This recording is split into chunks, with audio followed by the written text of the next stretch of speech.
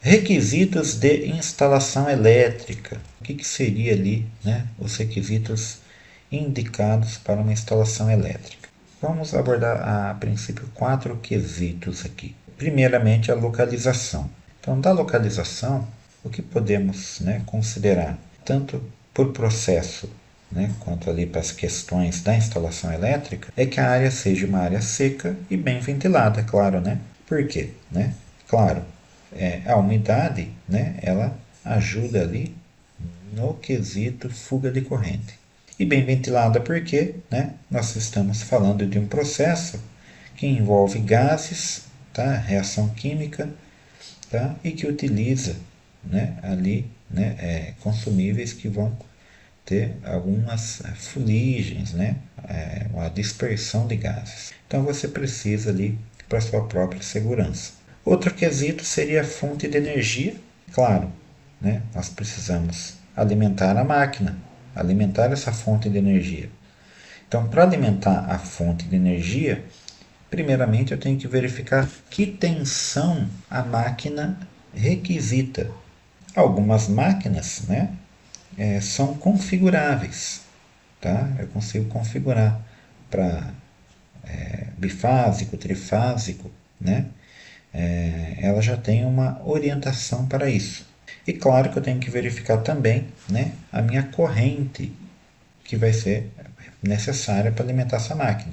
Não adianta eu querer ligar, né, uma máquina, né, MIG num circuito de 10 amperes. Não dá. 10 amperes, lembra que 10 amperes é de iluminação. Vamos chutar até um pouquinho maior, tá? Vamos supor que a gente vai estar trabalhando com 16 amperes, tá? Vocês lembram que eu comentei que 16 amperes era para um fio de 2,5? 2,5 milímetros. Então o que acontece se eu ligar uma máquina ali? A princípio ela liga, mas quando eu quiser aumentar a potência dela, né, ela vai aumentar a corrente e vamos supor que ela chegue ali em 30 amperes. Quando ela chega em 30 amperes, esse fio de 2,5 ele já está ali, né, sobreaquecido.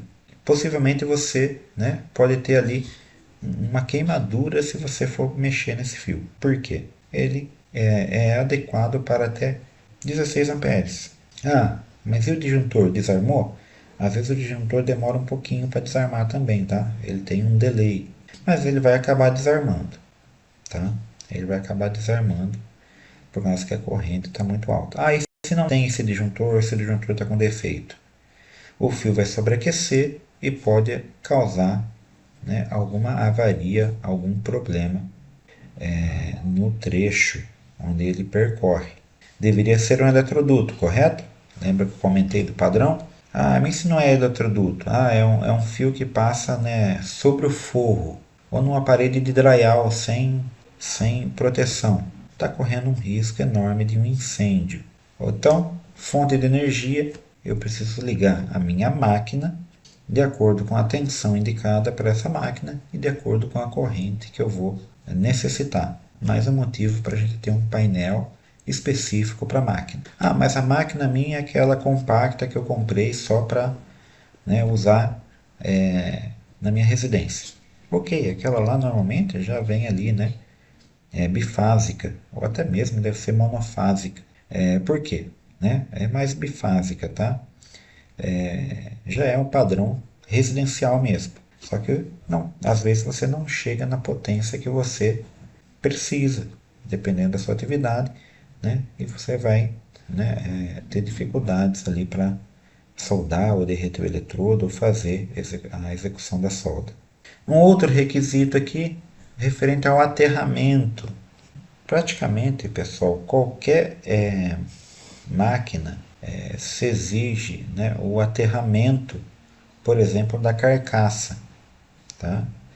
E aqui eu nem estou falando do aterramento ali do grampo terra, tá? Isso aqui é uma proteção contra fuga de corrente, tá? Principalmente de qualquer elemento metálico, tá? Que possa ser, né, induzido eletricamente. Então, às vezes você chega num determinado ambiente e não tem o aterramento perfeito. Inclusive é o que acontece, eu já passei por isso, não tem como. Você chega lá para instalar a máquina, bifásica, pede o neutro ali, não tem nem neutro, né? Quanto mais terra. Aí você tem que alimentar direto nas fases. Para onde vai a terra? Vai ali na carcaça né, da estrutura, joga para algum lugar ali. Tá? Não é o adequado. Então o aterramento, né, só para vocês terem ideia do que é um aterramento que eu estou falando, né? São 3 cabos de cobre que estão enterrados literalmente, são interligados por um cabo, né, sem isolamento, né, é um cabo de cobre nu, e são interligados no painel. É aquele fio verde. Para que ele serve? Para qualquer fuga de corrente não ser direcionado para o nosso corpo ou para outro local, ser direcionado para a terra. Tá? É uma proteção. O que normalmente o pessoal faz? Existe um padrão para isso também. Tá? Você pode usar o neutro como terra. Aí o pessoal exagera, né? Eles acabam ligando, né, todo o circuito de terra no neutro. O que acontece com o neutro? Justamente o neutro é onde você está tendo ali o fechamento do circuito com a fase. Quando você perde o neutro, o fechamento do circuito deveria ir para a terra. Mas se o terra é o próprio neutro, se você perde o neutro, você perde o terra também. Tá? Esse que é o problema de ligar o terra no neutro.